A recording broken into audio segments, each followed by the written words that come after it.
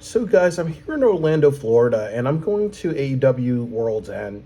And, there are a lot of people who are talking about the show, some positives and negatives. And recently, Tony Khan just embarrassed himself. He said that airing the CM Punk footage, helped AEW, and, that's total bullshit. That's just him being silly.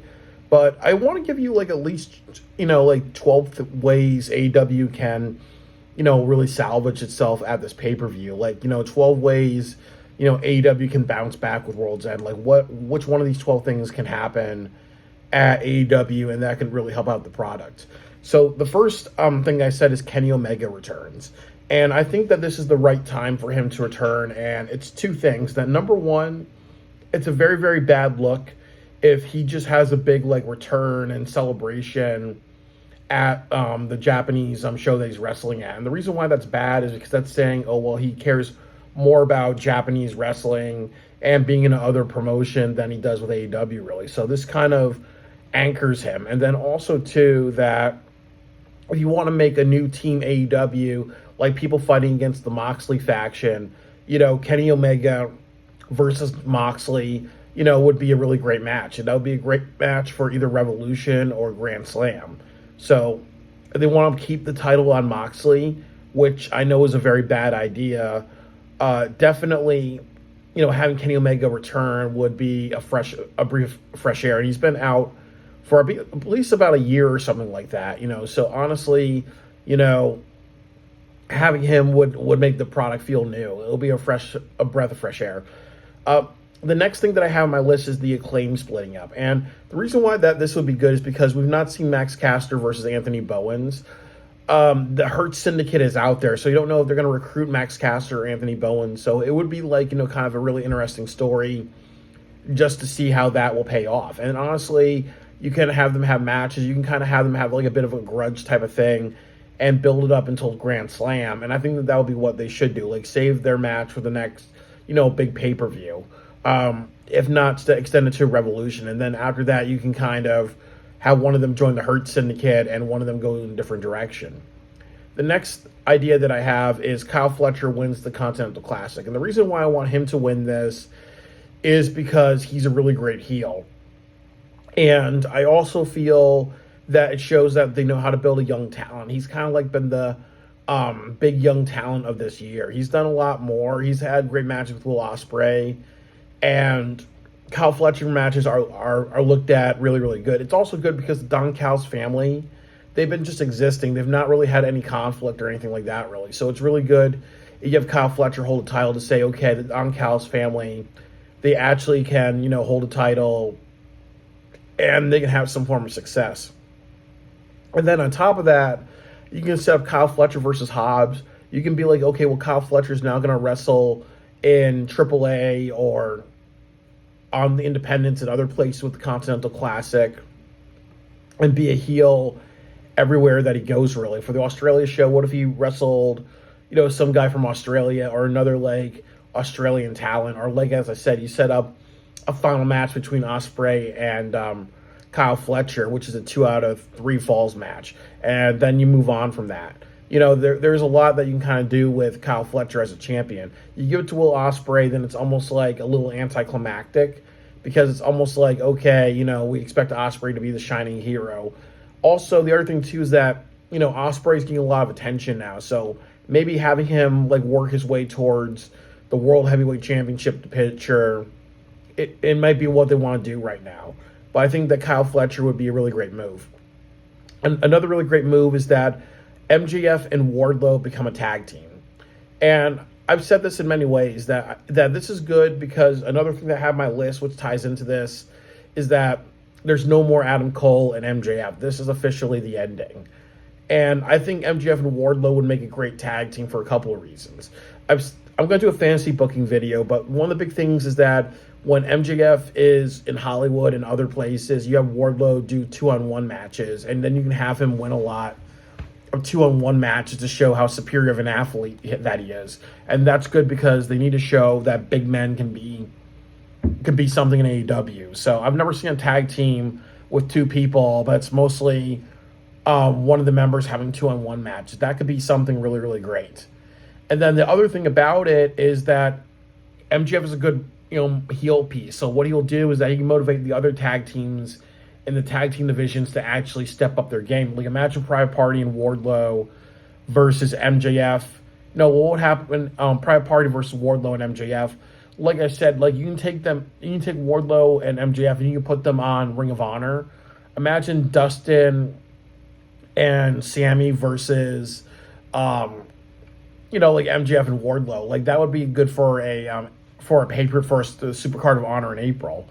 So there's a lot that they can do with this, and then you can kind of do something like take the titles off of them at All In this year. Like imagine if you make the Outrunners get it, or you make Private Party actually work hard for a couple months and get it.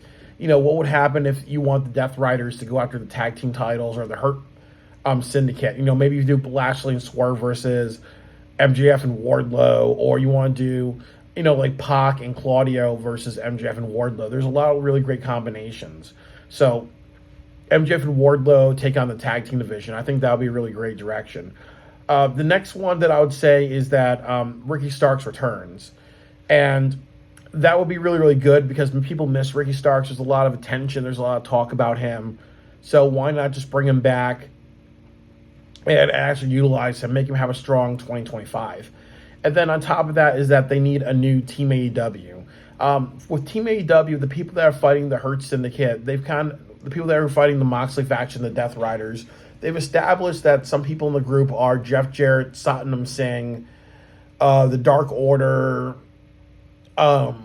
Wheeler, I think it's Brandon Cutler, that guy from the Best Friends that Orange Cassidy used to feud with. I don't remember his name. And a couple of other people. They're like that's one of the reasons why that killed AEW. Like these people have no sense of fight. And then also Darby Allin wants to climb Mount Everest in the spring, so you can't really put a title on him really. So I need a new Team AEW. And I was thinking Mark Briscoe, Eddie Kingston, Samoa Joe, Hook, Miro, and Ricky Starks. Like kind of like maybe like 5-on-5, and then you put like Will Nightingale in that. Or you can put, I forgot her name, the Native Beast, Nyla Rose, or somebody else in that. So then people know that, okay, it's actually with people who are actually a legitimate threat, with people who have a legitimate star power. You have some people like Ricky Starks and Hook who could be like that next generation type of thing. So I think that establishing a new Team AEW is a great thing. The next thing that they can do is have Thunder Rosa defeat Mariah May.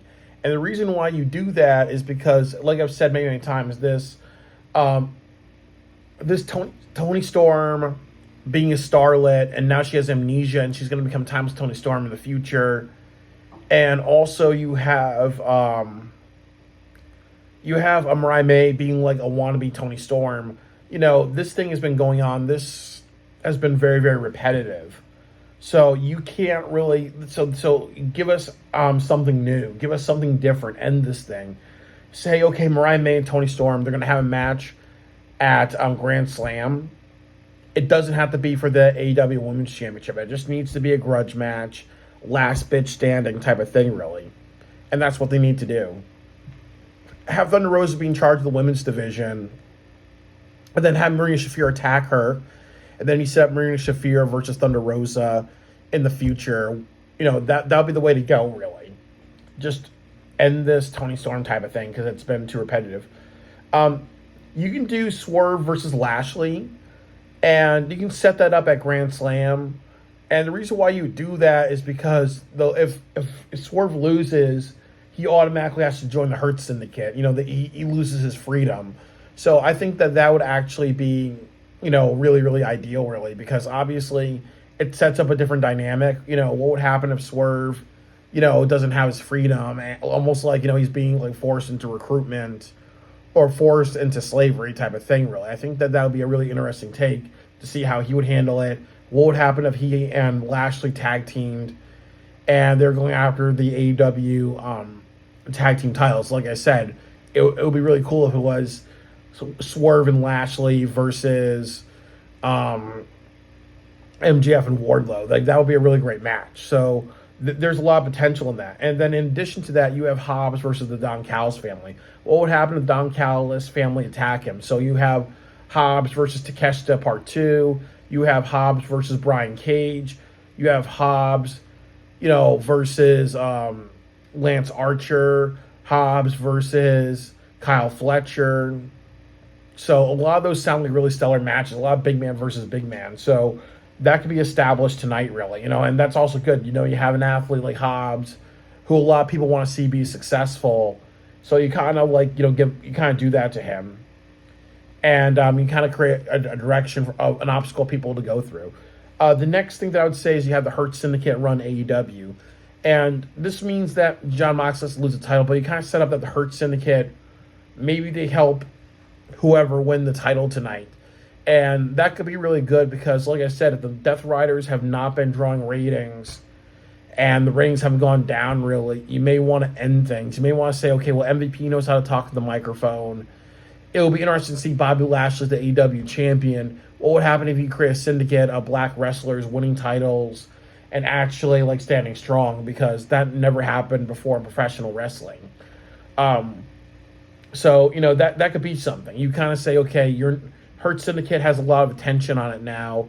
Let's push these guys and see what they can do, because the Moxley faction does not have that. So that could be a very interesting take. Have the Hurt Syndicate run over AEW. And the last thing that they can do is Hangman Adam Page becomes the AEW champion. And there's a couple of reasons why I say that. Like Jay White, he cannot talk on the microphone. He's an NJPW wrestler. Most people in America don't know who the fuck he is. Orange Cassidy cannot be your AEW champion ever. He's too much of a comedy wrestler. He's too silly. He's too goofy. He doesn't take it seriously. So it would make your product look dumb, and it would make your product look laughable, like a 48-hour film project movie. And then you can keep on Jon Moxley, and with Jon Moxley, it's going to be a continuation. The ratings are going down. So why would you want to keep something that's not working? Why would you do something like say, okay, maybe we should give it to Darby Allin. Darby Allin wins the title in March. Okay, he's saying that either in March or April he's going to climb Mount Everest. He's going to abandon the title. So that doesn't really work. Or you do something where Eddie Kingston comes out, and Eddie Kingston or Kenny Omega and a group of people actually make it so Moxley lose, and then you have Adam Page be in it, and then you kind of run with Adam Page because Adam Page has had a very strong year, and you reward that. And I think that may be the direction that you go in. The other thing that I would say is that, you could do something like how Christian actually beat Moxley at the very end of it. Or you can do Orange Cassidy, give him the title, then immediately take it off and set up, a triple threat in Australia with Moxley, Christian Cage, and Orange Cassidy. And then, put the title back on Moxley, then do Moxley versus Darby, put the title on Darby. And then you kind of have to create a new faction almost, to after that really. That could be something. Or like one of my ideas would be that you set up a match earlier in the show and you have all the losers of the Continental Classic do an over-the-rope match. You have Claudio win, and then Claudio win. And then at the end of the night, what happens is that Moxley loses the title. It goes on, maybe Orange Cassidy or Hangman Adam Page. Christian cashes in, wins the title, and then it's going to be Christian versus Claudio. And that's what they can do, really. So that could work very, very well. Because, like I've said, 100%, it's not working with Jon Moxley. It is killing the ratings. It's not working. Why would you keep something that is not working? Why be stubborn? So one of the big things that they can show is that, okay, some things need to start and some things need to end. So these are like a lot of good ideas that I have that I feel would make AEW World's End a pay-per-view showing the fans that AEW is going in a good direction in 2025.